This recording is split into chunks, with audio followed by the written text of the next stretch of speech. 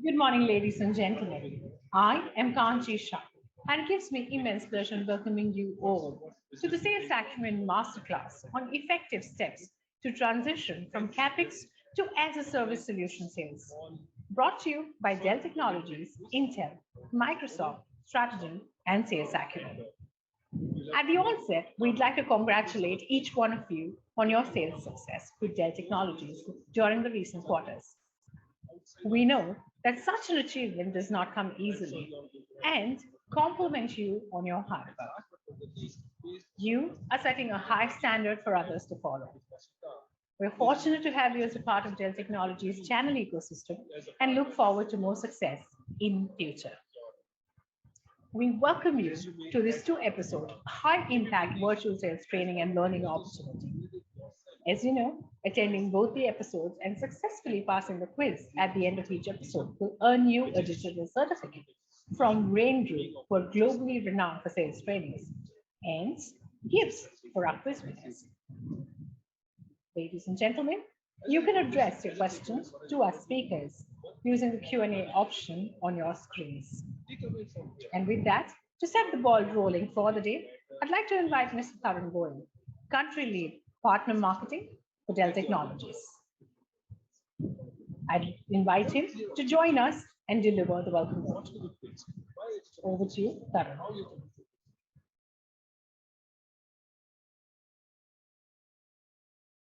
Hello, good day, everybody. So nice to see all of you here. I'm really glad to be talking to you after some time, and I'm really hoping that all of you, your family, friends, and your close colleagues are keeping fine. We are really looking forward to engaging and having this session with you. The session is all about you. It's all about your business, right? It's your business. Make it bigger, make it better, make it more future ready. And that's what is going to be the theme for today's conversation over the next few minutes with some of the well reputed and esteemed coaches in the industry. But before we go any further, what I want to really talk to you about, or what I really want to thank you for, is the amount of contribution, the amount of attachment, the amount of loyalty that you have shown towards the Dell business. With your help, our business has grown significantly large over the last few months. As a result, even your business has also grown, right? It has been a mutual growth relationship. And on that note, I really would like to thank you. How much have we grown? Well, some of you would have seen the notes coming from our country leaders, APG leaders, global leaders. But let me just bring out one or 2 points, right? Just to show the extent of growth that we have seen, right? Our global revenue went over $100 billion, just 17% year-on-year growth. Imagine, right? How many companies do you see worldwide who are of this much size and still growing at 15%, 18%, 17% kind of growth, right? We crossed that $100 billion revenue mark for FY22. Channel business touched $59 billion and it grew 27% year on year, right? That is 10% more than the overall Dell business. What does that have to say? That we are growing channel business much faster than actually the overall business, which means that channel is playing more important role in Dell business, which means that we are looking forward to growing more and more business with Dell, right? Or for channel partners. And last but not the least, even the distribution business within channel has grown 33%, which is actually faster than channel, which means that we are looking forward to, we have seen distribution business growing farther, growing faster, and it's kind of contributing to the significant growth that we have seen in the last year.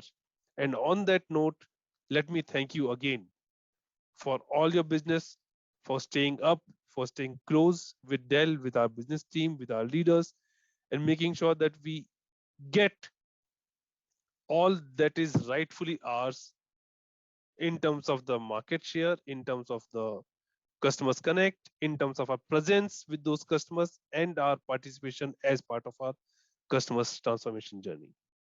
Now, why are we all here today, right? Let me just switch the gears a little bit. SalesAcumen workshop as a unique concept has been worked out to share some learnings, to share some content, to share some of the best practices that we have seen in the industry, right? It is not technical learning. It is not about learning the speeds and feeds of the Dell solutions. Of course, they are important, no doubt. But then, how do you position the solutions better? What solutions? You'll definitely learn from our Heroes Exchange program, from our technical learning sessions, so on and so forth. But how do you position them better? How do you make your business, your presentation, your content, your pitch to the customers better, more impactful, more relevant, and more relatable to the customers? That is what the sales acumen workshop is all about. It is to help you develop a better acumen, position the solutions better. So, what can we expect from today's session? We have a very specially curated masterclass by none other than Mr. Kaushik. Kaushik, as we fondly call him, is an expert sales coach with over 20 years of experience, right? And what is it that we are seeing in the market? Lots and lots of customers, more and more customers are talking about consuming technology as a service instead of buying an upfront, making an upfront investment. They're talking about consuming technology as a service, paying on a monthly or a quarterly cycle as the consumption goes, right? Now, up until now, we have mostly been used to selling technology as a whole, right? And this workshop, this masterclass, around 45 minutes to an hour, will tell you how to make that transition, how to make the customers realize the value of as a service. Of course, they do realize, but how do you transition our pitch, our proposition, our value proposition to make it fit what the customers are looking for? That's what is the masterclass going to be all about. Next, it's not always about just learn, right? Not always about scratching your brain cells and then trying to make a business pitch. What's business if there's not enough of fun element in that, right? And hence we have organized a small fun oriented quiz. We call it Quizomodo. Uh, and we'll have Alok to come and administer the quiz, get you all ranking those gray cells which are outside of your business pursuit, right? And I'm sure you're all going to have a lot of fun with that. And last but not the least, based on the masterclass, based on learning that you will have with Kaushik Da, there is going to be a small certification that you can use as a part of your resume, as part of your capabilities, as part of a validation. Validate yourself that guys, I have done a Rain Institute certification, which is something that is unique, being offered just by Dell by in participation with strategizing for the Sales Acumen Masterclass. As a recommendation, as a takeaway, what I recommend you to do: one, proper planning is the key. Take away from here: plan your customer pitch better based on the learning that you have in this session or any other session that you are going to have with the Dell leaders and other leaders. Have a clear objective: what to be pitched, why it is supposed to be pitched that way, how you're supposed to pitch it, and to who you're going to pitch. Your pitch will vary based on whether you're talking to the CIO or to the IT user. Your pitch is going to vary based on whether you're going to pitch a capex solution or an apex kind of consumption. Why you're going to pitch it? Is it the right solution that the customer is looking for, or is it the right pitch that you should really like to make? So on and so forth, right? Have those questions clearly answered in your mind before you actually make that pitch. That's how you make the maximum impact, right? Go in, punch, come out. That's what this learning is all about. Have an early partnership with your stakeholders within your organization's ecosystem, with the customers, and more importantly, with the Dell team. Have an early partnership to make sure that you have all the right information at your tips, have the right proposals in place to improve your success chances, to improve your winning ratio. And as a result, you will be able to maximize your throughput. As a result, you will be able to get maximum bang for the buck, right? None of us want any of our proposals to go and fail. The idea is all about every opportunity, every pitch, to make it as impactful as it can be to result in a win.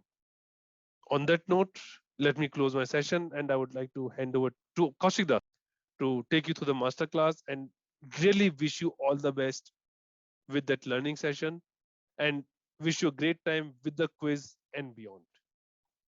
Thanks, everybody. Thank you very much, Tarun. With that, ladies and gentlemen, it's time now to begin with the Sales Acumen Masterclass, focused on CapEx to Apex Communicate, the new proposition. Change the conversation, led by Mr. Kaushik Chatterjee, advisor at Strategy and a renowned business coach. Let's listen in.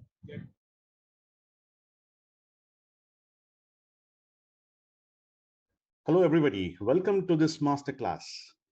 You have all been selling a lot of IT infra, both hardware and applications. And I'm surely those were from the Dell Technologies. With Dell Apex, now's the time to sell services. Services that are run by the power of the same infrastructure at the back end. Those that may not be seen in your customer's premises, but can be experienced. So ladies and gentlemen, now is the time to move from CapEx to Apex. In this masterclass, we are going to learn how to be changing the value proposition, how to be communicating a completely new set of value proposition from the one that you have been doing all these days. And in the process, how do you build powerful and persuasive conversations, one that is personalized to the customers, persona, customers' needs, customers' motivators. And if you do that, you will be able to inspire and influence. I repeat the word, inspire and influence your customer to commit to a purchase. So let's look at the changing value proposition. But before that, we're going to take some time to understand the concept of value proposition. Think about it's like the three legs of a tripod. And each of the leg has to be strong and powerful enough to make it stable and give an outcome. The first leg, let's call it resonate. Resonate is where you are connecting. You are talking about the same frequency. The customer is able to get a full set of understanding about that, yes, I needed it. And here is this gentleman from Dell who is also reaching out through an email, through a call, through a virtual meeting, and connecting to the need. So I'm clearly getting, as a customer, an answer as to why should I be acting. And at the same time, the whole messaging, the whole conversation is being driven in such a way that there's an urgency that is being built. And so I am, as a buyer, able to prepare and really set up my mind and say, yeah, why now? Why not now? Why now? Right. So the first piece is the resonate piece. The second leg, which needs to be strong enough, is differentiating. Why Dell? Why your organization? Why this category? And more precisely and powerfully, why you? A set of solutions, be it the infra, be it a set of a multi-cloud, a multi-device, a multi-data center environment, they are available from quite a lot of our other partners too. But why is it that the customer should be considering Dell Technologies through your organization and precisely through you? And that's the differentiation piece. How do you differentiate? How are you different from the others? That's something that anyway we do great.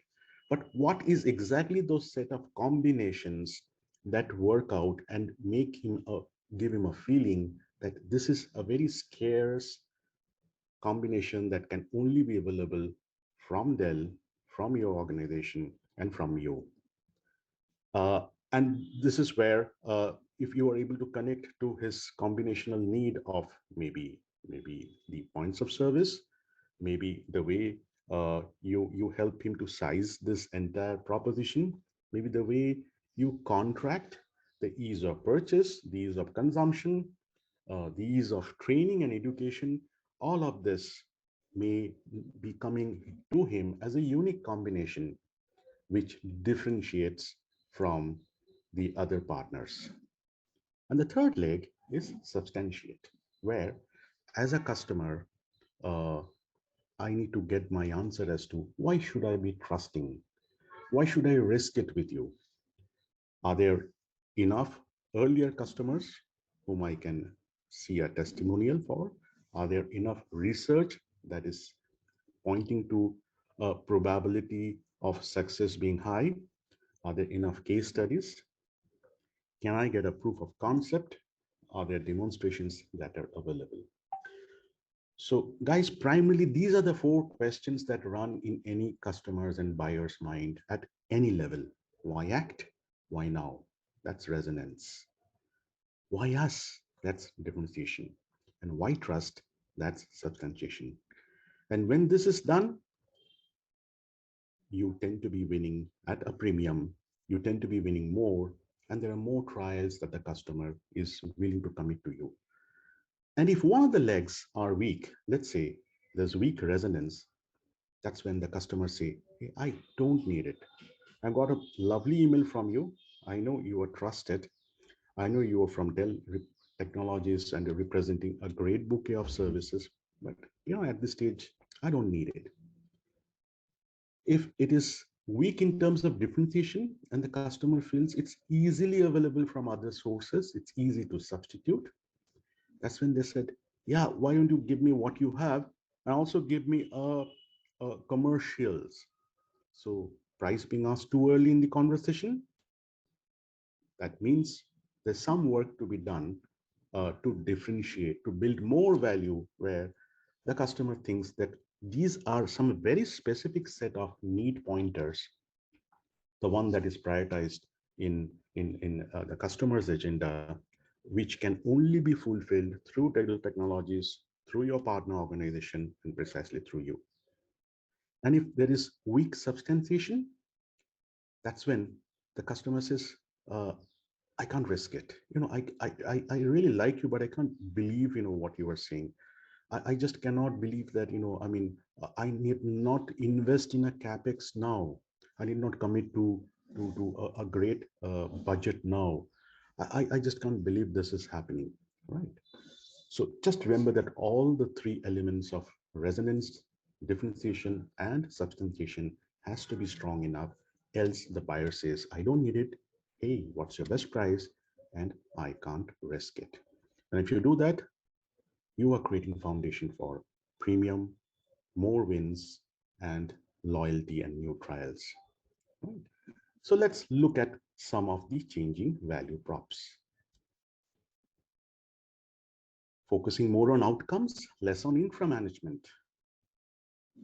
Go to a CIO, a lot of his time spends, a lot of his pains, his ooze, his problems around on the existing infra that his team has to manage through certain partners, right? Whereas here is the executive board, which wants the CIO to focus on creating new business models and supporting them, which wants the CIOs to really work on the core value that is getting changed in the customer experience need. So things that are so very prioritized from the board and the leadership, those outcomes become secondary because here is the CIO who was earlier spending a lot of time on the infra management, but with Apex, you're focusing more on outcomes. You're making things simple, right? Gone are the days of the complexity. You are making room for innovation by reducing complexity. It's simplified and consistent multi-cloud, right? Uh, you're getting a secure infrastructure services across, private, public, and hybrid clouds. You're simplifying your multi-cloud requirement with a every time, everywhere consistent experience. You can provision it quickly. You can react quickly to a change. So the business needs of scaling up and scaling down, given certain uncertain times that we are going through, that's perfectly possible. You can provision it quickly. You can get a on-prem infra running in a couple of weeks.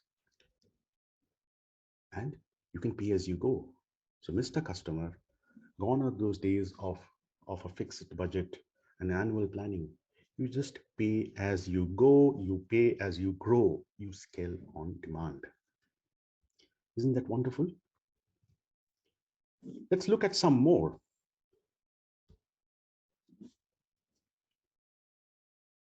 We are talking about agility. reacting quickly to capture new opportunities, reacting quickly to change, being nimble footed, the time to market, the time to launch a product, all of this is shortened. We're talking of more control rather than chaos. Control means minimizing risk, maximizing performance on your customer's terms, staying in control of your data. You're placing the data in the optimal location and retaining control of security. You can turn multiple cloud chaos into a seamless cloud control through a magical wand called Apex Console.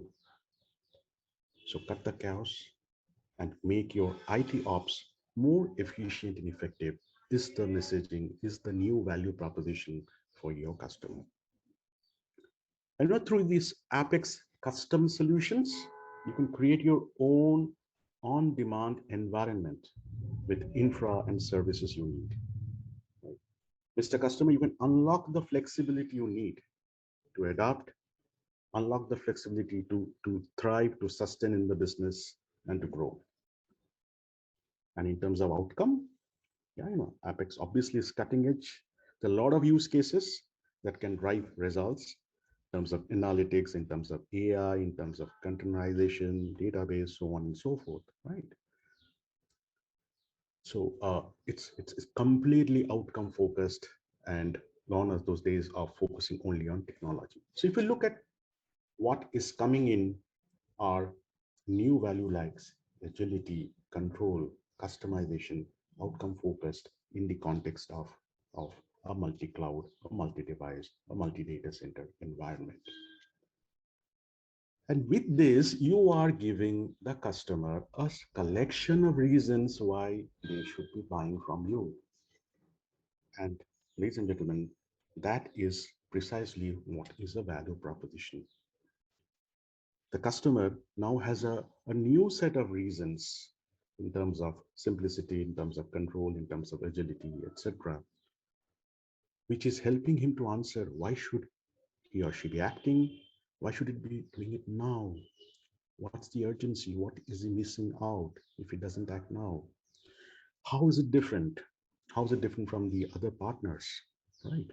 Who's still talking about infra, uh, which is they're still talking about balancing between multiple clouds and there are limited services that they're able to do, right?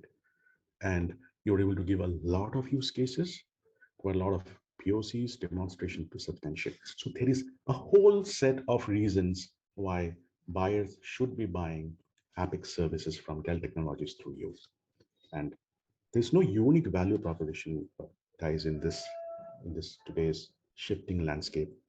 Uh, it's not like you just make certain set of goodies and go back to the customer and says, hey, you should buy from benefit one and benefit two. No. Each of these reasons are very specific to the buyers, the customer's context, the organization context, uh, the vision and the mission that's driving the organization, and even in the personal context of the decision makers, the CIOs and the team, right? So we are only talking about a value proposition that's so very unique to each of the buyers that you are talking. And your ability to create this basket of needs, which is resonating very strongly, your ability to create this basket, which clearly says that, yeah, element one and element two, you talked about, a unified interface to manage. Gone are those days of complex management software sitting in one bucket and the other, and they are not talking to each other. With an Apex console, you are talking about a very unified, seamless, consistent experience. There's no room for ambiguity. So when you do that, you are giving the customer a complete brand new set of reasons as to why he should be buying and creating a very strong and differentiated value proposition.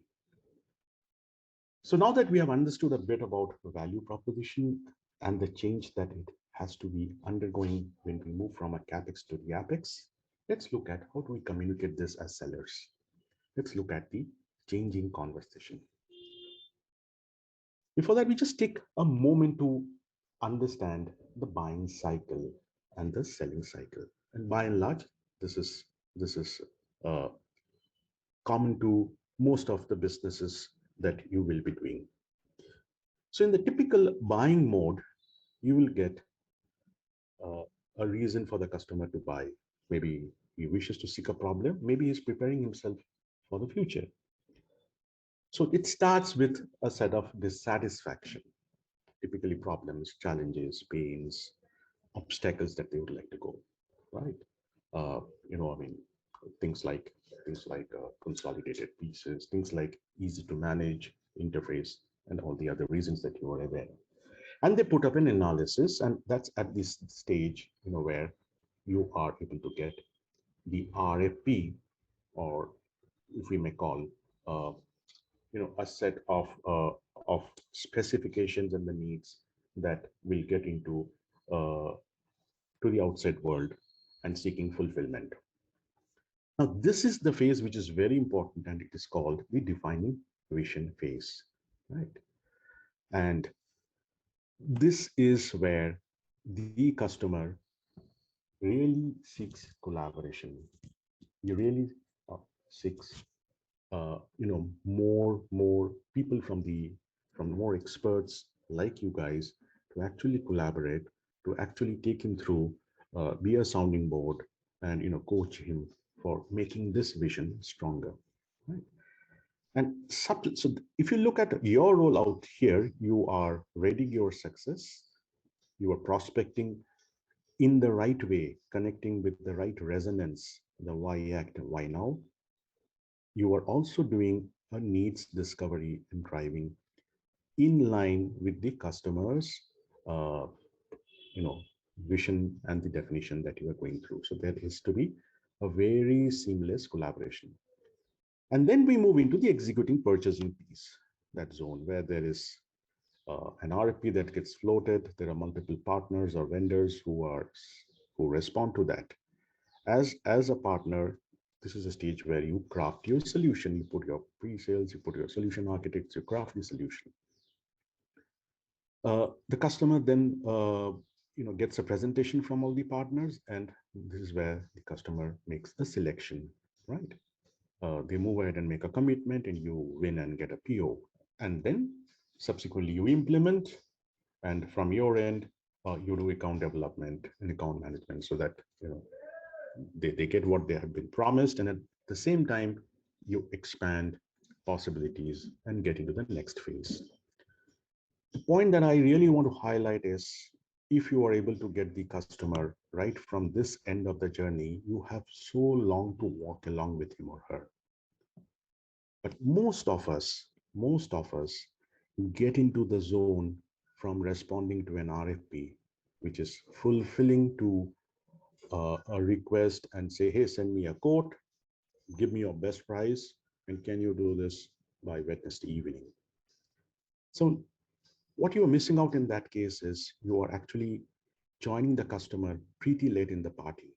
And somebody, your competition, may have actually worked through this longer zone and such a powerful zone of defining vision of, of how is that going to be supporting a big shift in the organization, maybe a new business model, maybe a way of ramping up and ramping down, maybe reducing the time to market of their products and services. So please make sure that you start working for Apex right at this setting the vision stage. As we talk, there's already the buyers who have started defining this vision in their mind with their own internal team.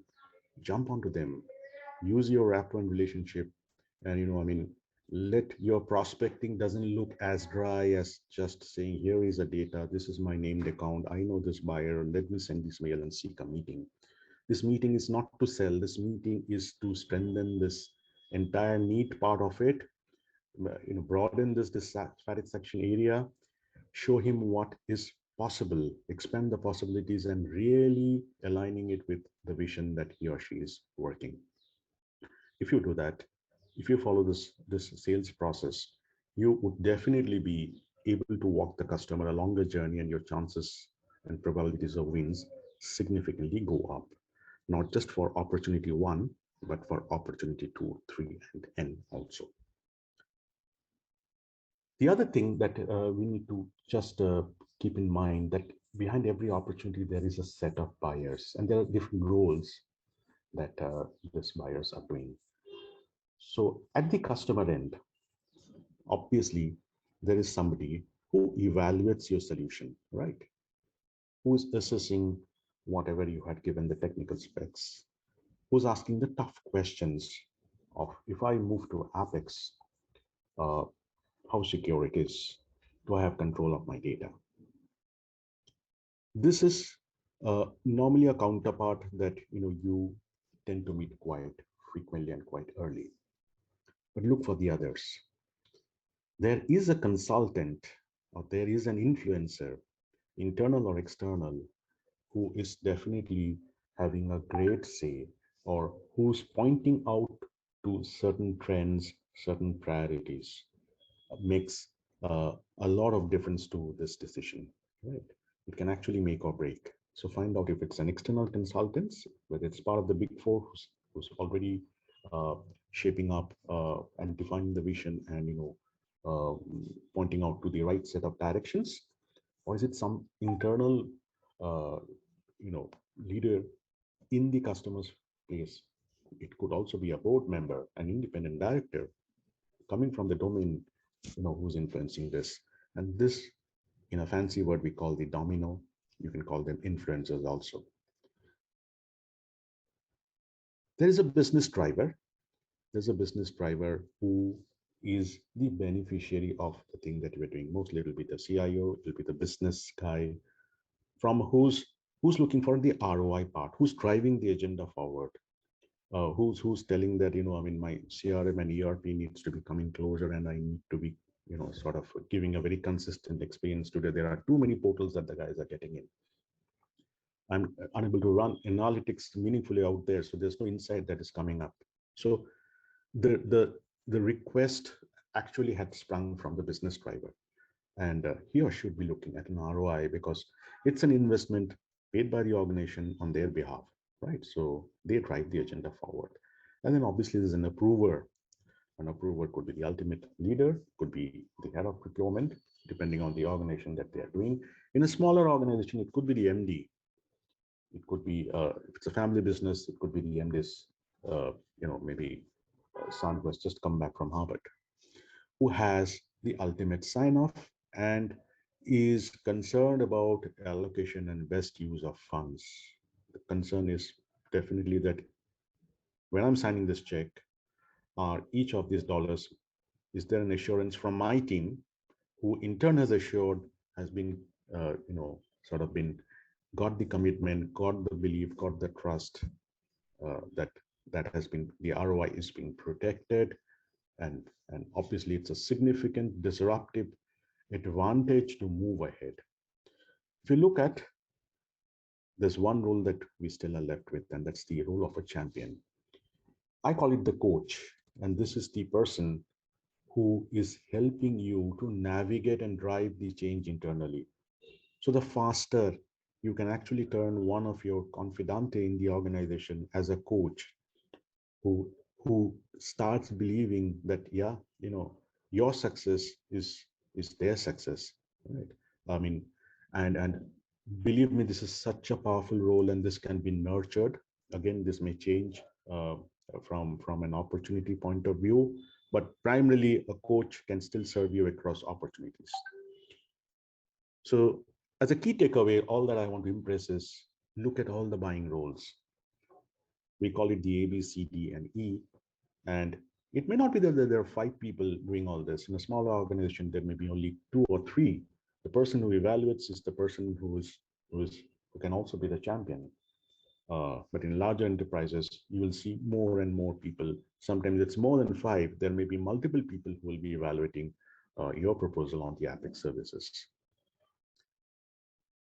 Once you are aware about this, let's get into a easy to remember and practice framework. We call it the RAIN framework of how do we build quick rapport?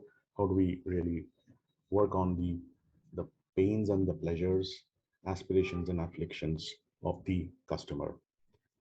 How can we go and demonstrate impact, and what could be that new reality out at the end of the project.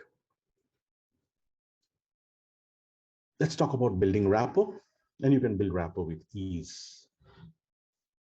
It's an acronym for empathy, authenticity, similarity, and shared experience. Empathy is a great word. All of us have heard, thanks to the pandemic. So a great way to build rapport is make the customer talk about himself or herself. And this is at a place which you are trying to connect with the person personally, right?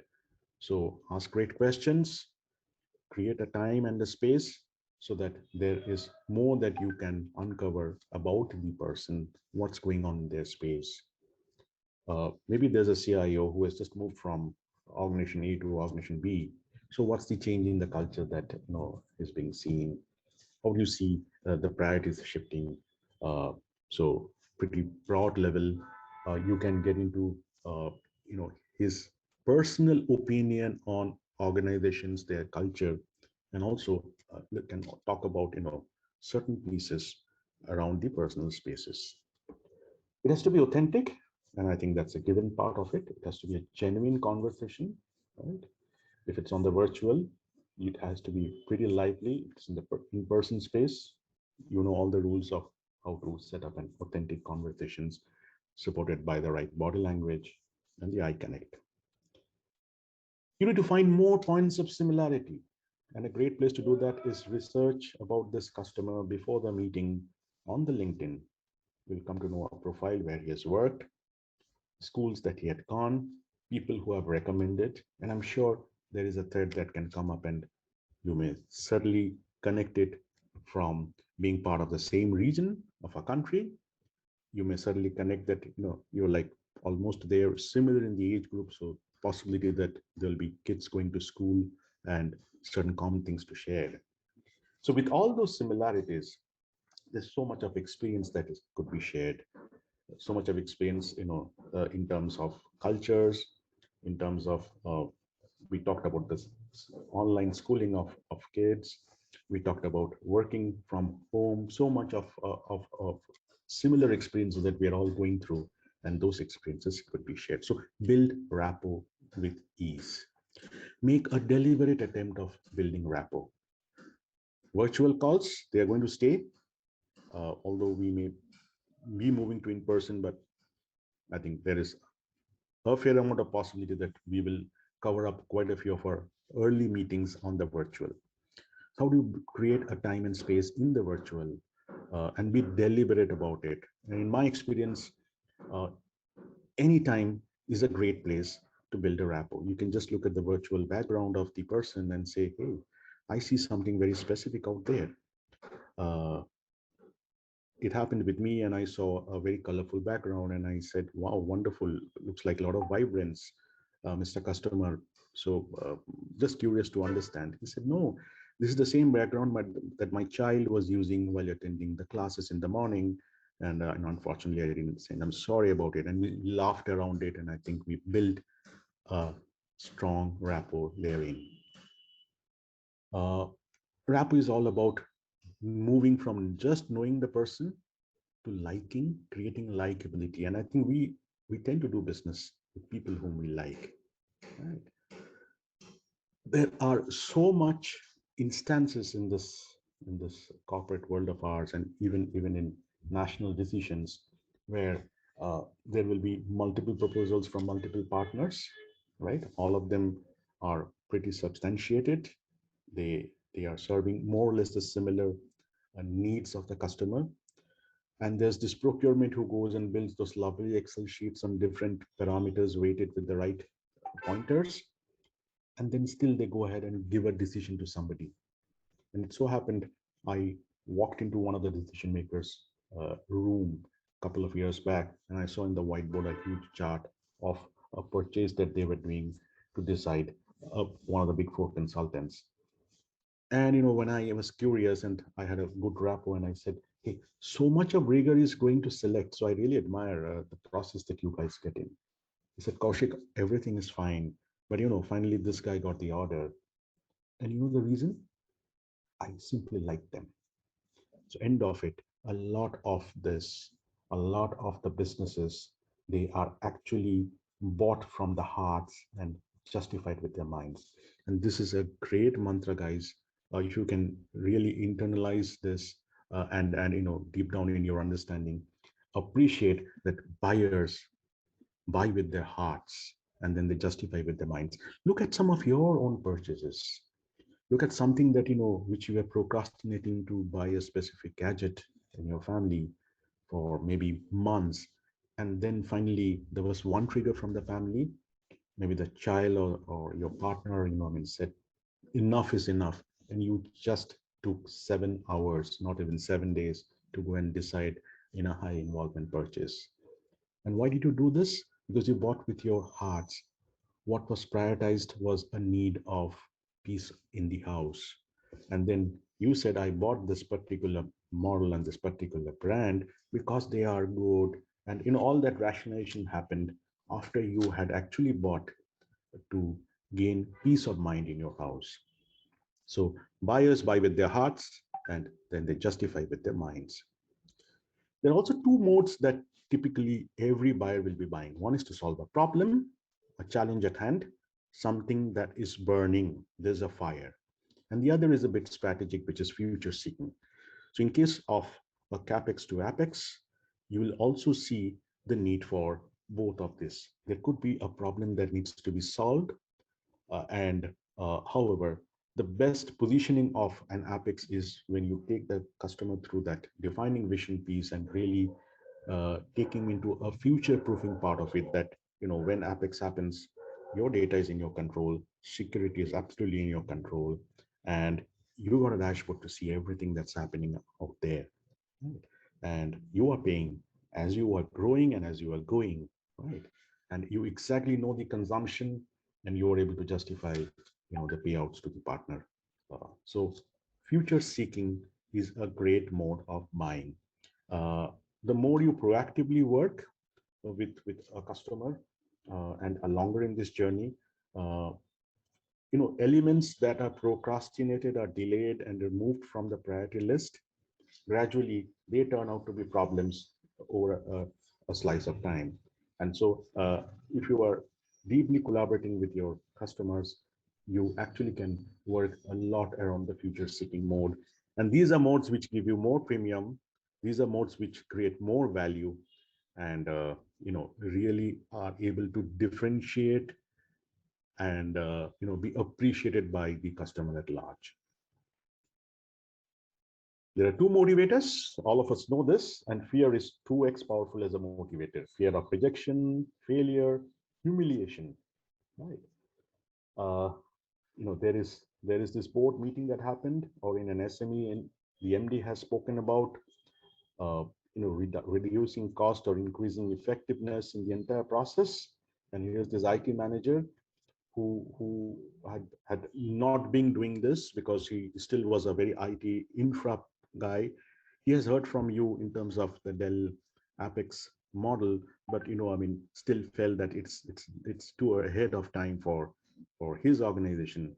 But then can you through your conversations built in and uncovered that what could be the challenges, and if it is left for a longer time, is there a fear? Is there a fear that things will not work? It will fall down. There will be missed opportunity. A competition will be getting certain more businesses from them, and there is going to be humiliation, personal humiliation, and an organization humiliation even at that level. And the other piece is on the aspirations or the desire piece, right? And that gives a more sense of excitement, fulfillment, belonging. It increases the esteem of the organization also, and it secures. So desire is a great motivator, but as humans we tend to act uh, less on the aspirational side, and we love firefighting, right? So there's a lot of things that actually come down and become a fearful situation, an extremely problematic and challenging situation, uh, causing a lot of afflictions to the IT heads, as well as to the to the organizational leaders. So fear is 2x powerful as a motivator. In your conversation, can you figure out and build those fears? If they don't do this, now what happens? Needs, I think it's very clear. Buyers buy with their hearts and justify with their minds. There's a set of rational needs, logical needs, right? What my computing power will still remain the same, or with time it gets obsolete. I had a refresh budget every couple of years. And with Apex, I don't need to have that because things just get modernized. My databases just gets simplified. I really need not get into and look after seeing whether my app, the license for the database is upgraded day after day. When I'm on the Apex, it's seamless. It's Dell who's at the back end is taking care of this. My own ERP part of it is taken care. Maybe there's an integration with an SAP that's happened, which is consistent and seamless. So there are a set of rational needs, but there's also a set of the emotional needs. And I think we just learned why it is so very important to uncover those set of emotional needs. Because buyers buy with their hearts and justify with their minds. Rational needs, ladies and gentlemen, typically we have seen to be either of this. There's a set of technical needs, and you will see more of the evaluators talking of the technical needs. As you move up in the decision cycle, you will see the CIOs talking about the strategic need. This is a board imperative to make sure that all our new products hit the market in 15 days, and IT has to enable that launch. Right. There's a digital transformation piece that's happening, and the board is curious to know every meeting, every monthly we need to be presenting a set of insights. And so the CIO needs a powerful analytics cutting across a lot of the business units and the functional units of the organization. So that's a strategic piece, an investment that is pointing to a better future. And obviously there's this approver or the CFO or the gentleman. There's a financial need of cutting costs, financial need of doing more with less, and obviously a financial need of being within a set of investment norms, a financial need of understanding. So pay as you go and pay as you grow is a great rational need for from a financial perspective that can really be ringing sweet bells in the ears of them. Right. So that's the rational part of it. And on the emotional side, we will also be talking about the psychological need of the buyer, peace of the mind, hassle-free experience, right? I mean, everything coming in front of me as a console, so I am not running up onto this, right? I now will have things on coming on the mobile, so maybe my weekends are a lot better. I'm not getting disturbed and distracted by calls seeking certain of the information which otherwise was nightmare for him, but today it's all there, out there. So social needs. Now,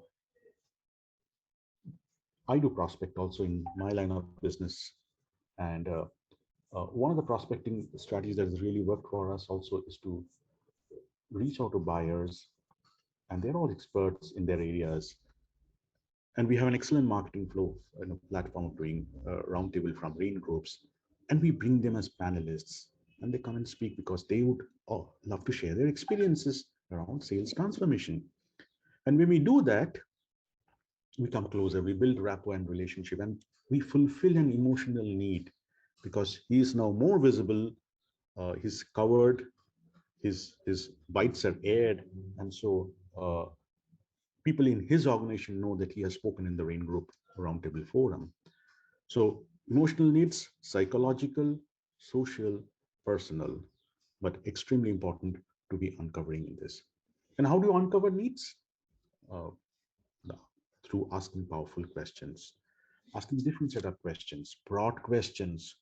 Uh, so, gentlemen, you moved from organization A to organization B, and so that was from a media and advertisement. You have now moved into a financial services sector. So, Mr. Customer, so what are some of the top one or two things that you are seeing as different in this two sectors? And that's a broad, open-ended question. There's a lot that can be spoken. And remember, we spoke about empathy. Broad, open-ended questions are a great tool to build empathy. You are creating time and space for your customer to speak out. And let me move on to this specific open-ended question.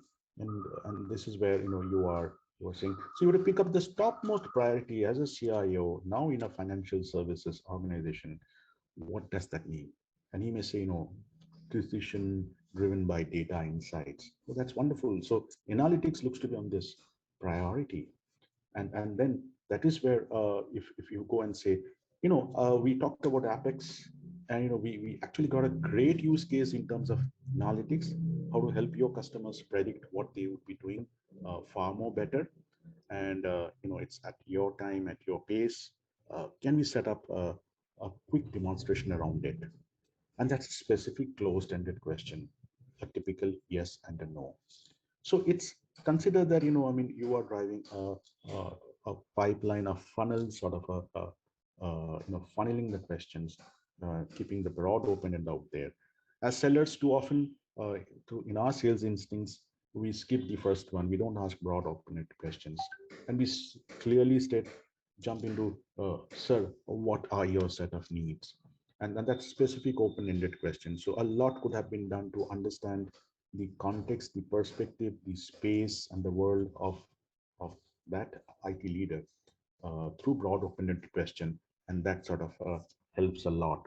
You can understand the ambition of this person is to do things differently. You can understand that he has stepped in this organization very recently, so there is an urgency to prove and do something disruptive in the first 6 months. So a lot can be understood across the problem solving and the future seeking spectrum by asking powerful questions. And you have balanced questions with advocacy. We call it balancing inquiry and advocacy. If you talk too much, that's grueling. If you ask too much, that's grinding. So how do you create the balance? Both are required. One other tool that is coming to be more popular is storytelling. And we call it, how do you create many stories? You are a treasure trove of experience of handling so many customers. So how can you talk about maybe a case where there has been a customized cloud solution that you have given? Even if you have not implemented an Apex solution, you got an experience of a customized cloud implementation. And you can talk about, before we went this, and I spoke to Mr. Gupta of RK Enterprises, and there are 500 crore organizations, a manufacturing unit. What they were dealing with is the right hand doesn't know what the left hand is doing. So there was leftover inventory, the planning was bad and all that stuff. So I stepped in, we worked with the IT head. I just helped him to think and act differently. And I said, let's not go into this putting more infra on ground. Let's look at a combination of this. And we said it's possible without even investing anything on ground, and without even scrapping whatever you have. You actually can just add a little bit of more of the cloud services, and you get so much of the other services, maybe a combined ERP, maybe some bit of the analytics, the power of the database, and all of that can actually give exactly what your boss is looking for you. And he didn't believe. He says, is that true? And that was the aha moment and the breakthrough moment where he shook my hand, or where he sent me a personal WhatsApp and said, if I believe what you said, I will be the happiest person, and I do so. And can you roll out a quick POC? And so the action was a quick POC. The action was a successful the outcome was a successful POC. And today, with that change, they haven't scaled up their infra, but all that they have done is they have actually put part of it on the private piece, on the on-prem, and also gotten into a multi-cloud pieces, which our function has been helping. And today, with Apex, we are able to talk about a whole set of other use cases that, as a next level, the customer can get in. So mini stories, what was the buyer's problems or desires? How did you help them act and think differently? And what were the results? Stories are extremely powerful. And I think, as humans, and especially as Indians, stories are extremely lovable because, it creates a visual. And in the story, you have a character, in the story, you have an emotion, in the story, you have an ending, right? You also have conflicts, you have obstacles. It's like the protagonist and the antagonist, it's like the hero and the villain. And you can build up, great storytellers build up those moments, build up the conflict, build up that situation, that where when I spoke to Mr. Gupta at Arc Enterprises on a Saturday evening, and he was like absolutely given up. He said, I think I just need to move out of this job, or I will possibly not be part of this organization anymore. He was completely broken down, and I said, hold on, give me 2 days. And the next Monday, we put up a POC, and within 3 days, there were visible results. And in 15 days, we got a balanced in prem on-prem distribution of his compute and data. So the more you build it, storytelling actually moves into story selling. And through this, we build the need. We build the need right from the lowest end of the problem to the highest level of the desire. And we got a huge set of problems to be solved, a huge set of futures that needs to be solved. But still, we need to do one piece of work that we normally do less, and that's the impact, demonstrating that impact. What would that effect be? If we do this, what would the effect be? Will it be lower 3-year cost of operations? I think Apex says it'll be 39% lower over a 3-period time. Your cost of operations will be coming down. Will be faster IT resource deployment. And Apex says it's going to be 60% faster IT resource deployment, 88% less unplanned downtime. What are we doing? We are demonstrating the impact. And normally impacts are best felt with numbers, absolute numbers, percentages, and otherwise. And we are saying that if you don't do this, the impact of failure is going to cost you this. Rationally, it's going to cost, a lot of IT budgets going down the drain. A lot of initiatives will be put in the back burner because you are not being enabled. You're not enabling businesses. But if you succeed, this is what happens, right? Lesser downtime means workforce productivity. People still working from home, that goes up. And faster IT resource deployment means time to launch from a concept to clarity to commissioning, time to market an idea. It's such a dynamic world. Opportunity windows are so short-lived. So what would that effect be? And that demonstration, not just from an IT perspective. I mean, it's not about just saying that, you will have a lower cost of IT operations. What does that mean? What does that mean rationally to the financial decision makers? What does that mean emotionally to that gentleman? Um, if you do this, people inside your organization may saying that, Kaushik, you are great in making us believe do more with less. Last year your IT budget was maybe 20 crores, 10 crores, and it looks like this time you're only going to ask about the same amount, 10 crores only. And it looks like there's so much more that you are promising to do with this. So that's the impact. So emotionally, I get recognized when that happens. I get experienced as, or rather, known as somebody as a turnaround leader within the organizations in my sectors and in the industry. So what would that effect be? So rational business case, rational ROI, cost benefit analysis, emotionals, stress, recognition, freedom, and a whole lot of other psychological, personal, and social impacts that will happen around it. So demonstrating the impact is a deliberate piece in the conversation. And subsequently, we still see that once we know that if I go and do this investment and this is going to change my life in this way, I have a great cost benefit analysis, a great ROI, and I stand to gain to be much more known in this organization and across the sectors. I still may just be holding myself and say, hey, it's too good to believe that Apex can solve such great problems across different use cases. Uh, it can containerize the entire piece. It can accelerate my application modernization, with containers. You know, it can unlock the power of, whatever those relational and purpose-built databases. My data protection gets comprehensive, from the edge to the core to the cloud. High performance computing, yeah, it's there. It's whatever the discovery and the innovation that happens, it's there. I need not be really worried about it, right? Be it Microsoft modernization, Oracle applications, taking a simpler path to a SAP Intelligent Enterprise, VDIs, all of this is happening. It's too good to believe, man. And that's what, we need to be uh, talking about in the new reality.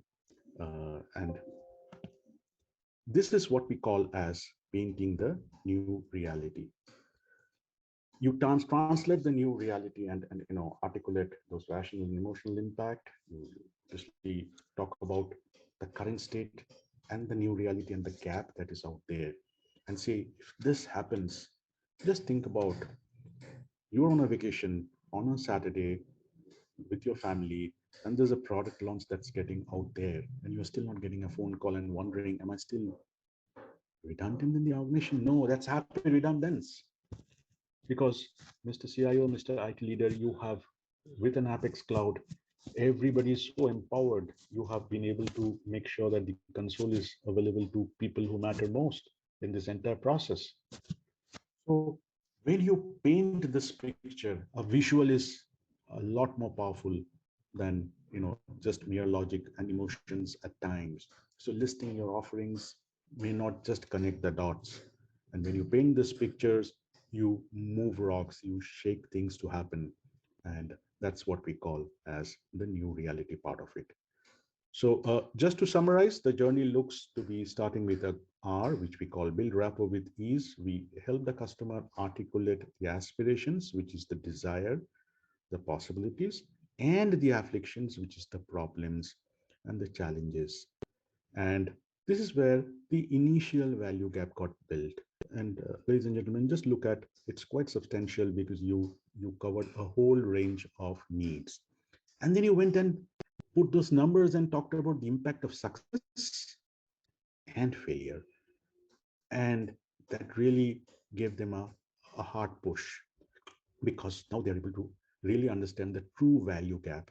And once that is done, together you collaborated and crafted a solution that closed the gap. You spoke the customer and took to the new reality part of it, and there was commitment. And obviously, all of this went and reinforced the foundations of trust, and trusts obviously allows the customer, he or she gives the space to you to be influenced. And this is what we call as the changing conversation through the RAIN framework. And before we close, just let's look at a quick look at some of the researchers finding that we had. And we asked 700 buyers across the globe in different businesses that why did you buy from the one who you bought from partner one, and why didn't you give the order to partner two who was as good as partner one in all aspects? And we asked them 42 set of reasons. And we said, in our research, what came up as what was so different from the top place finishers and the second place finishers. The first in the list was the buyer said, the guy from partner one, they educated me with new ideas and perspectives. They really collaborated with me. We sat on the same side of the table. He looked like a partner, not a vendor. And through the process of articulation of the need, demonstrating the impact, he really persuaded me that we can achieve results. and the painting the new reality was so powerful. In the whole process, there was a great set of listening, a deeper understanding of my needs. And not only did he talk about gains, he also said that what could be the risks in this entire journey, right? So identifying and talking about risks, and together we worked in reducing some of the risks. They said, it's going to be agile. Apex is going to be nimble footed. So, as we roll out and we see there are certain things that needs to be fine tuned, we can immediately, make certain changes in those applications, absolutely on the fly, and, continuously get into the testing. The buyer said they crafted a compelling solution. At the end of the day, they made it easy and perfect for me to buy. And end of the day, there was a deep personal connection that I enjoyed so much. And so I really like Dell. I really like Apex Solution. I really like Partner One, and I really like the guy who represented them.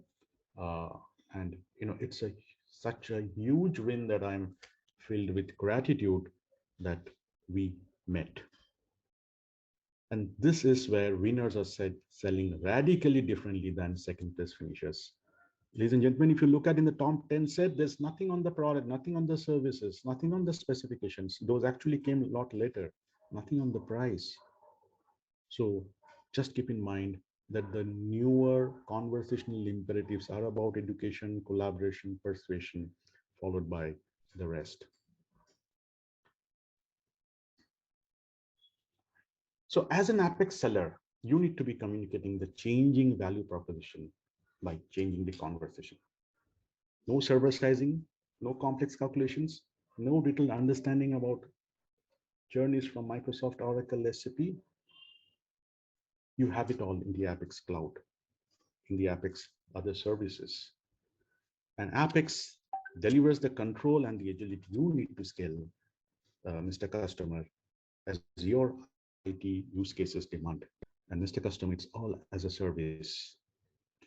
You can be agile, you can pay as you grow, and that's what we call the right technology at the right time with the right outcome. And so, guys, that brings us to the end of this masterclass. And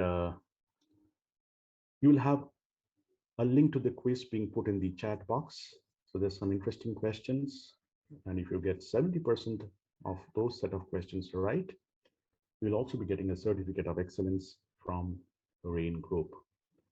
And will allow you 48 hours to respond to those questions. The earlier, the better. Now, in case you find this interesting and intriguing and you are keen to learn more, here is my email ID. Feel free to reach out to there. Have a great week ahead and a great March. See you soon. Thank you very much, Kaushik, for taking us through that very engaging and insightful masterclass session. With that, it's time now for the Quizimodo Challenge by Alok Verma, founder and facilitator, Success Tea Consultants. The quiz is a mix of general awareness, sports trivia, technology, and Bollywood. So it's quiz time. Please pay attention to your screens.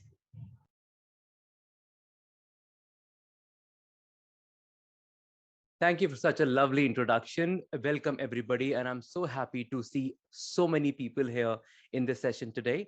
Let's start a very interesting session where I will check your intelligence in different ways. But before that, I need to know where are we logging in from.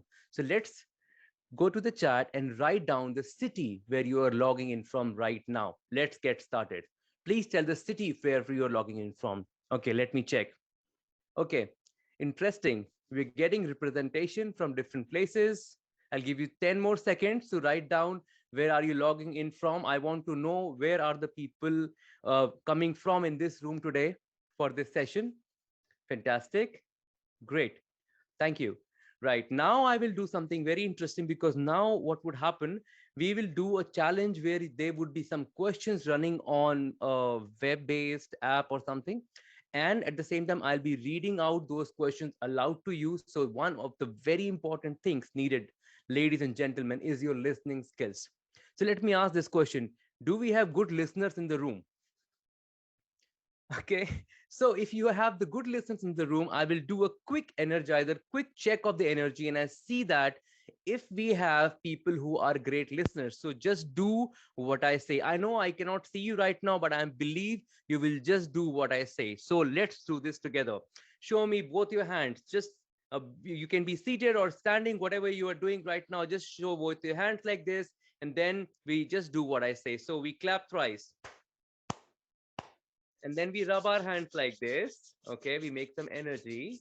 Okay, all right, very good. And then we go towards the right and feel some stretch. Okay, go towards the left and feel some stretch. Go all up in the air, bring back, and then wiggle your hands. Now you bring it close and touch your chin.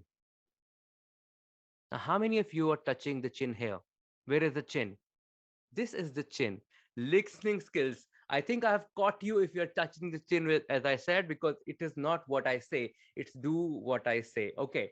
So this is the first check of the listening skills, and that starts the whole session. I will tell you a couple of things for using a slide deck, and then we will go in the main challenge. Okay. So allow me to share my screen. 1 second. And here you go. All right, so if you can see my screen, it says that the objective of this challenge is to score as many points as possible and to have as much fun as possible while doing that. That's the only two objectives which I had today for the Quizimodo challenge. Okay, the quiz structure is very simple. There is only one round, so it will go continuous. There is no stopping in between. Second, we have around 50 questions, which is absolutely not possible to do. But yes, we will see how much we can cover in the time we have, right? We have roughly around 16 minutes left with us to do the challenge. So we'll just see how long we can go with this one. And then there is no skip option. There is also no negative marking. So you can always take time and make sure that, you are answering as much as possible. There is limited time. So you should enter your full name. That's a very important thing. So when there is a place where you need to enter the name in the game, put your first name and the last name. That's a very important thing for us to identify you. And then uh, one more thing which I've not shared is a real award for the winners. Those who are winning the top three people today are going to get Amazon vouchers worth thousands of rupees. So we have a good amount of prizes which are to be given to the three winners. So top three winners is what we are looking at. So you have the chance to actually turn the tables in every single question, because questions would be of different category. I'll not tell you categories much, but yeah, it would be technology, it can be general science, it can be Bollywood, it can be sports, it can be health. It would be a mix. So Quizimodo is all about checking all that you know. All right. Now what we'll do is that you will get a link in the chat from my colleagues, and just click on the link and the game will open. When the game will open, you have to enter your full name and click okay, click submit, so that we at the backend will know that you are logged in the game. Now how can you do that? You can actually click on the link and play on the laptop. You can click the link, use the link, and open it on your phone browser. Multiple possibilities. The normal phone browsers like Chrome and Safari would also play the link. You can use your phone or you can use a laptop, whatever is comfortable and convenient to you. While you're doing that, I'll give you 30 more seconds now to do that, and let me do it again. Let me do it myself as well. Allow me a time. I am just logging in the game just like you, using the same link which is there in the chat. Just go in the chat and see there is a link now. Click on the link and then enter your name. And we will see in the backend if you are there or not. Okay, great. I can see people coming in here. Fantastic. Waiting for more to join. 20 seconds left. Yes, I want more people to join.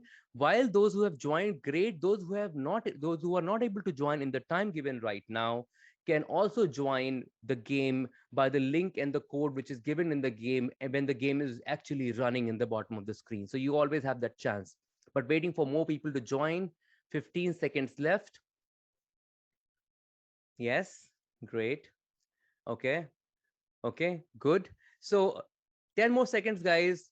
Go ahead, click on the link, enter your name, and we'll see you in the backend. And that's when I'll fire up the game. And when the game will start, I will be there to read the questions for you on the screen. And your questions are coming on your system, on your laptop, on your mobile phone. and just be fast enough to answer because there is just a 30-second window to answer each question.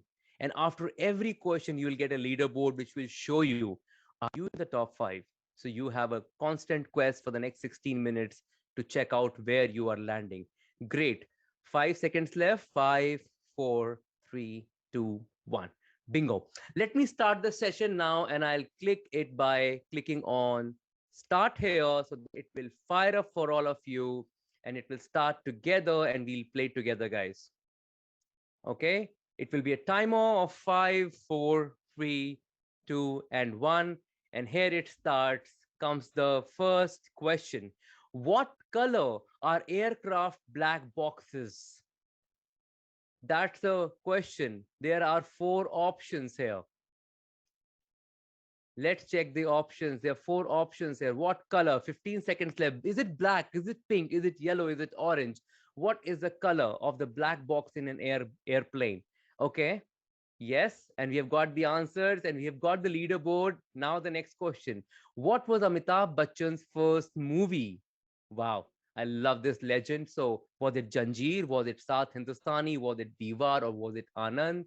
Let's see how many of us answer the right question here. Yes, and a little time left. Okay. Listen to this.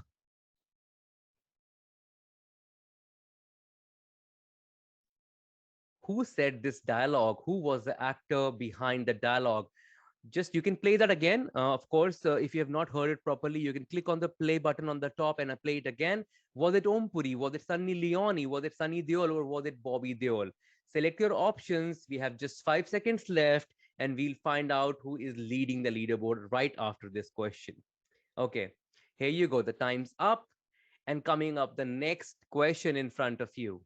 This is a Dell related question. It's a brand related question. Which of the following isn't a family brand of Dell Technologies? Is it VMware? Is it RSA? Is it SecureWorks? Is it Pivotal? Or is it Virtue Stream? We have 5 options here. Let's see how much we know about the brand. We are all supporting and we're all counting on. Select your option and we'll proceed to the next question.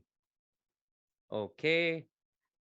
Another dialogue and a song.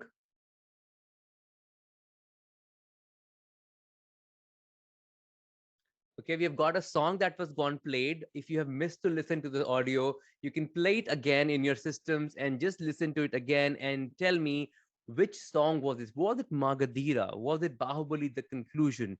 Was it from the Bahubali the beginning or was it Puli? What was the song? We have 5 seconds left. 5, 4, 3, 2, 1. Bingo. Okay, it was Bahubali the beginning, by the way. Okay, now coming up the next question. Leaderboard is looking good. Where was Katrina Kaif born? Very interesting. Was she born in England or Mumbai or Hong Kong or British Hong Kong? Let's see what are the Bollywood fans doing here today and how do we find out what is happening? There are around 7 seconds left. Where was she born? And we are just seeing a very good development in the leaderboard. So 5 seconds left. 4, 3, 2, 1. Oops, time's up. And next question coming. That was British Hong Kong, by the way. All right, next question your way. Name this brand. What is this brand? Is it Lacoste? Is it Tommy Hilfiger? Is it Crocs? Or is it Alligator? Which brand uses this kind of logo? Very interesting. Very famous brand amongst men, by the way, just to give you a little clue. We have 15 seconds left. Okay. All right, going on well. We're getting a lot of answers. In the back end, I can see so much action happening. 5 seconds left, guys. 5, 4, 3, 2, 1. Oops, it's not Lacoste. It's Crocs, by the way. It's Crocs, the footwear brand, uses that logo. Here is a question from SpaceX. Where does SpaceX plan to send astronauts in the year 2024? This is a question from the future, ladies and gentlemen. In the next 2 years, where are they planning to send the person, an astronaut? What is it? The moon? Is it Jupiter? Is it Mars? Or is it Venus? You can. This is the multiple choice. You can actually select multiple options here, or if this is all one option, you can go ahead and submit that as well. All right. Okay, and click on submit. Once you submit the answer, whatever your choice is, here is a question for the cricket lovers. The Big Bash League is based on which country? Is it West Indies? Is it England? Is it Australia? Is it India? Which is the country which hosts the Big Bash League in cricket? It's like an IPL, guys. It's also a T20 category. Okay. All right. Some 10 seconds left. 5, 4, 3, 2, and 1. Time's up. We're heading to the next question. All right, leaderboard is here. The next question, again, cricket question. Ben Stokes made his first test debut for England in which year? Little bit about history of cricket. Was it 2013? Was it 14, 2015, or 2016? When did he made his test debut for England? Ben Stokes, guys. I'm waiting for more answers. We have got some answers in. Okay, 6 more seconds left. It's going on towards the end. 3, 2, 1. Bingo. 30 seconds over. And the right answer is 2013. Okay, some of you have guessed it right. And comes the next question. What is the term used when a player is bowled out by the first ball they face? Very first ball when they bowl out, they are bowled. What is it called? Is it diamond duck? Is it golden duck? Is it silver duck? Or is it bronze duck? Now, we need real cricket fans to answer this question. This is not a simple one. So what do we call them? And the time's up. It's golden duck, ladies and gentlemen. And we have got some right answers. Here is a question from our brand. What is the most versatile storage solution offering from Dell for mid-market and enterprise customers? Is it Power Space? Is it Power Spare? Is it Power Store? Or is it Power Spot? What is our most versatile storage solution for mid-market and enterprise, guys? Which one is it? Okay. Okay, we've got some good answers here. Okay. Next question is again a cricket question. And this is, how many days did the longest recorded test match ever lasted? Longest recorded test match. Another question for cricket fans here. Let's see who manages to give the right answer. Some 10 seconds left here. 7. Okay, we're getting a lot of answers, a lot of cricket fans in the room. 5, 3, 2, 1. And the right answer is 9 days. It's 9 days long, was the longest cricket match ever. Here is a Bollywood question. Can you guess the grandson, who is a famous actor as well? We have 4 pictures, no names. There is a legend on the top, and there is a grandson in the 4 pictures below. You have to find out who is the grandson of this legend on the top.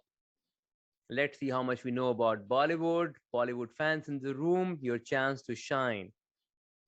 5 seconds left. Okay, we are getting right answers. Yes, it is the second one. That's Ranbir Kapoor, grandson of legend Raj Kapoor. Yes. Next question, another Bollywood question. Can you guess this Bollywood actress? Is it Priyanka Chopra? Is it Aishwarya Rai? Is she Disha Patani, or is she Deepika Padukone?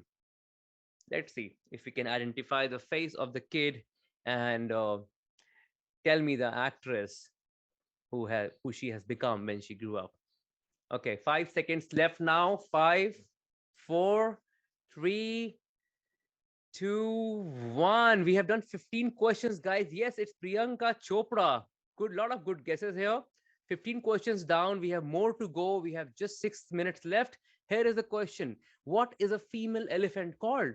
Very interesting. What do we call a female elephant? Is she called a cow, or Eva, or Mare, or Jenny? I was not aware of this before. Some 10 odd seconds left. Let's see who is real National Geographic watcher here in the room. And 5 seconds left. 3, 2, 1. The answer is cow. A female elephant is called a cow. That's an answer. Still some good questions. Okay, what is this dog's breed? Is this Australian Shepherd? Is it Australian Cattle Dog, German Shepherd, or Irish Wolfhound? Dog lovers, your time to give some good answers. Who is this breed of dog? All right, 15 seconds left.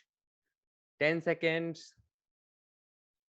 5, 4, 3, 2, 1. It is Australian Shepherd, and we have got some right answers, so people really know about it. Next question from the animal kingdom. How many hearts does an octopus have? Is it one?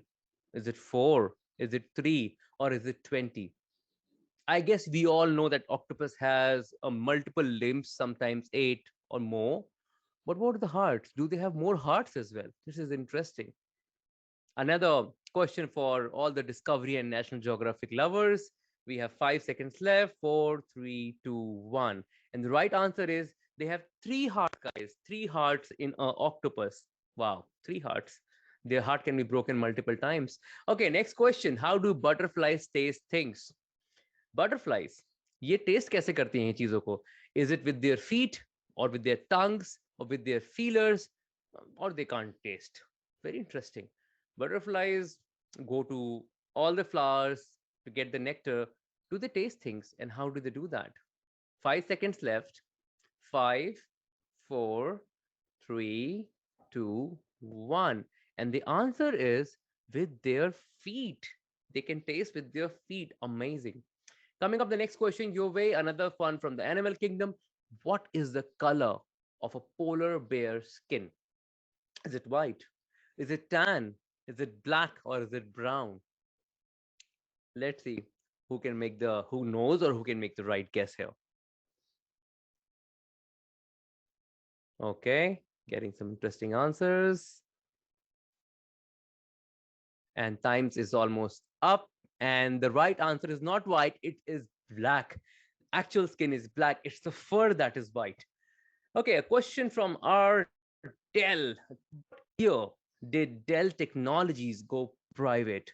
Was it 2013? Was it 16, 2021, or 2009?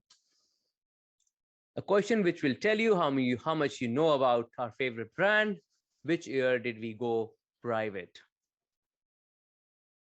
5 seconds left. 4, 3, 2, and 1. It's not 16, it's 2013. Some of you have written 16 in the answer. Okay. Okay. National flag. Which flag? Which is the flag of Nigeria? Can you guess the flag? People who love to see the flag or have flag collections would be loving this question. What is the national flag of Nigeria? The one with these blue marks or one with green color? Which one is it? Okay. I'm getting some answers in here. Okay. And 5 seconds left. 5, 4, 3, 2, and 1. All right, that's the last one with two green colors and one white stripe in between. Okay, next question, another flag question here. We have just 2 minutes left for the quiz to run out. We have already covered 23 questions out of 50 we had. Name the flag, guys. Is it Chile? Is it Zambia? Is it Uzbekistan or Ukraine? Ukraine. What a place going through a tough time. Ukraine. Okay, we're getting some answers here. And the time is up. Actually, it's Ukraine, the blue and the yellow. You must have seen in the news these days, a lot of news is coming. Okay, this is a tricky one. If Donald Trump had 16 donuts, did he get what amount 9 more times? How many does he have? A little mathematical question, and we have just 15 seconds left. If Donald Trump has 16 donuts and he gets that amount 9 more times, how many does he have? Is it 144, 146, 160, or 150? Very few people answered this question, and the right answer is 144 is what he will get. Okay, the last question is here. Okay, another one. I'm an odd number. Take away one letter and I become even. What number am I? I'm an odd number. You take away one letter and I become even. What number am I? Am I 11? Am I 7? Am I 5? Or am I 1? 10 seconds left. That's the last question coming your way. Let's see how many of you give a right answer to this one.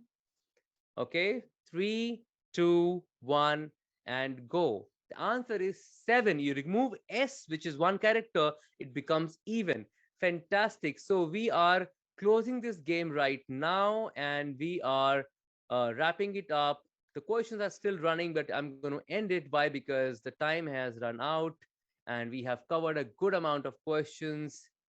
Thank you so much for the participation. I am going to extract the leaderboard and very soon we will share. I think you would have already guessed and sensed and felt who is leading on the top with that leaderboard snapshot. And we will share the results very soon in the chat. So wait for it and enjoy because this is the quiz time and that's over. I love the participation. I love the way you guys actually enthusiastically answered all the question and were available throughout the experience. So thank you so much for your time. This is my time. Take care. Goodbye. Thank you very much, everybody, for participating in the quiz. Thank you, Alok, for the wonderful session. With that, ladies and gentlemen, it's a wrap. I hope you found the first episode of the Sales Acumen Masterclass on effective steps to transition from CapEx to as a service solution sales. I hope this session has been useful and insightful for all of you. We thank you all once again for joining us today on behalf of Dell Technologies, Intel, Microsoft Strategy, and Sales Acumen. And look forward to welcoming you for the next episode scheduled to go live on the 19th of April at 11 a.m. Our team will get in touch with you shortly to share the platform access details. Until then, stay safe, stay healthy, and do enjoy the rest of your day. Thank you.